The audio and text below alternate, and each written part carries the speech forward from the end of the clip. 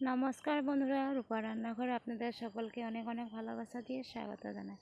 আজ আমি কাঁচা টমেটো, কাঁঠালের বিচি আর আলু দিয়ে মাছের ঝোল করব, সেটাই বন্ধুদেরকে শেয়ার করব।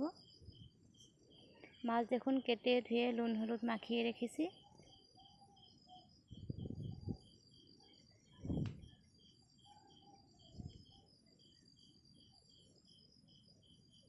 থালা দিয়ে ঢেকে রেখেছি। আর এখানে দেখুন কাঁঠালের বিচি কেটে ধুয়ে নিয়েছি, কাঁচা টমেটো, একটি বড় সাইজের পেঁয়াজ আর দুটি আলু কেটে নিয়েছি।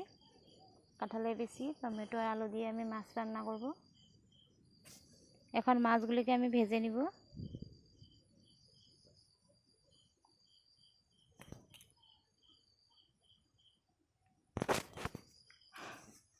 এইভাবে করে আমি সব মাছ ভেজে নিব। মাছ ভাজা আমার হয়ে গেছে বন্ধুরা। সব মাছ ভাজাটা আমি আর শেয়ার করলাম না।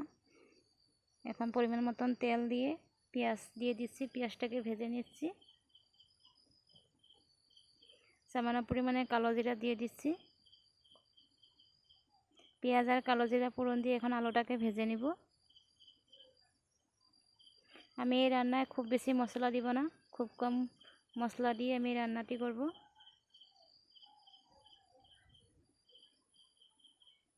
এখন কাঁঠালের বিচিগুলিকেও দিয়ে দিচ্ছি।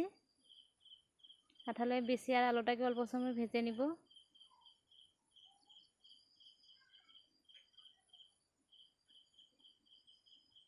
কেটে রাখা এই যে দেখুন কাঁচা টমেটো দুটি, এটুকু দিয়ে দিচ্ছি।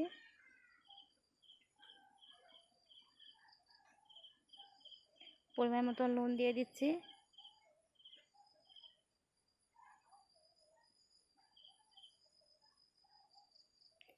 এখন পরিমাণ মতন হলুদ, আরও 1 চামচ পরিমাণে আমি লঙ্কার গুঁড়ো দিয়েছি। আর এই রান্নাটিতে কোনো মশলা দিব না।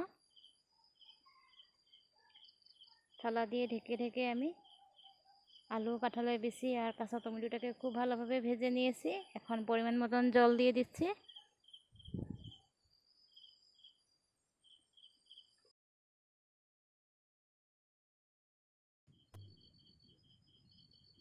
সবজিগুলি আমার খুব ভালোভাবে সিদ্ধ হয়ে গেছে, কাঁঠালের বিচি, আলু। দেখুন বন্ধুরা, এখন আমি ভেজে রাখা মাছগুলিকে দিয়ে দিব। মাছগুলিকে দিয়ে আমি প্রায় 10 মিনিট সময় জাল দিয়ে নিব। এই রান্নাটিতে আমি কোনো মশলা দিই নেই, শুধু পরিমাণ মতো নুন, হলুদ আর 1 চামচ পরিমাণে লঙ্কার গুঁড়ো দিয়েছি। আর ফোড়নে পেঁয়াজ আর কালো জিরা দিয়েছি। এই গরমে এইভাবে কাঁচা টমেটো দিয়ে মাছের ঝোল, মশলা ছাড়া, খুব স্বাস্থ্যকর। আমার রান্নাটি হয়ে গেছে, নামিয়ে নিয়েছি। দেখুন বন্ধুরা, এইভাবে খুব কম উপকরণে রান্না করে গরম ভাতের সাথে খেতে অসাধারণ লাগে। খুব গরম পড়েছে, তাই তেল মশলাটা কম খাওয়ায় স্বাস্থ্যের জন্য উপকারী। আমার রান্নাটি কেমন হয়েছে বন্ধুরা কমেন্ট করে বললে ভালো লাগলে সব বন্ধুদের কাছে শেয়ার করে দিবে। নমস্কার সবাই।